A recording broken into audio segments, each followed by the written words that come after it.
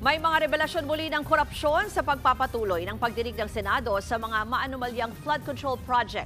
Pinasight in contempt ang dating Public Works District Engineer na si Henry Alcantara dahil sa umano'y patuloy na pagsisinungaling.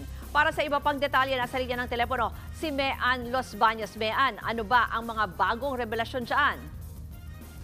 Yes, Ruth, inamin ng kontratistang si Curly Vizcaya na nagbibigay siya ng 10 hanggang 25% SOP sa mga kawani ng DPWH at ilang kongresista sa Quezon City. Ito naman para masigurong sa kanila mapupunta ang kontrata at hindi magkakaproblema sa koleksyon o anumang aberya. Lumabas yan sa pagpapatuloy ng pagdinig ng Senate Blue Ribbon Committee. Tinanong ni Senadora Risa Hontiveros kung cash daw ba lagi ang bayad nila. Sagot ni Curly, oo daw. Pero hindi niya na sinagot kung nag-withdraw ba siya ng malaking halaga ng pera sa bangko. Bago yan, naunang sinabi ni Curly na napipilitan lang daw silang maglagay dahil nagkakaproblema raw sila sa ilang proyekto. Narito ang naging tanungan sa pagdinig. Pakinggan natin. Saan nyo binibigay sa kanila ang pera? Kinukuha po minsan ng tao nila. Saan po? Your Honor, sa minsan nagkikita po kami sa pinapupunta po kami sa sa Shangri-La or minsan po sila po ang pumupunta sa office. Saan nyo nilalagay ang pera? Nasa paper bag lang po.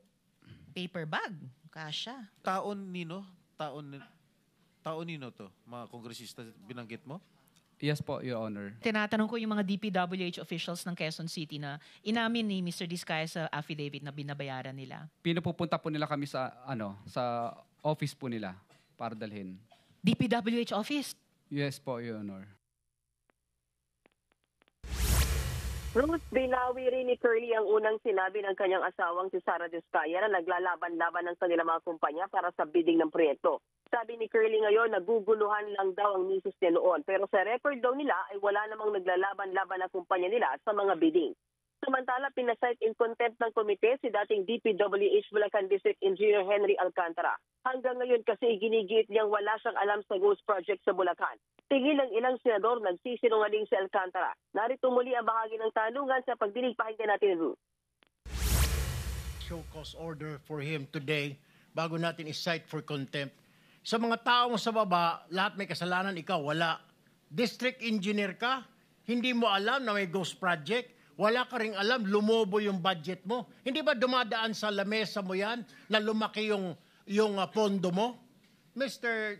Chair, I think this person is lying. Kami naman po, pag lumalabas po sa GAA, ini-implement lang po namin yung project, Your Honor.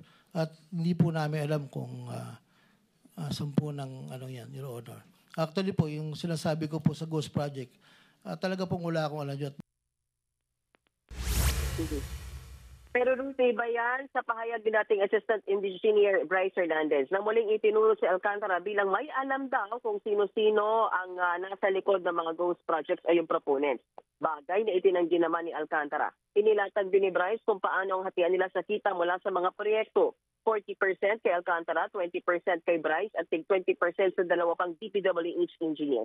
Ruth, sabi ng Department of Public Works and Highways, posibleng daan-daang bilyon o trilyon pa nga ang awan ng pondo ng gobyerno mula sa ghost projects.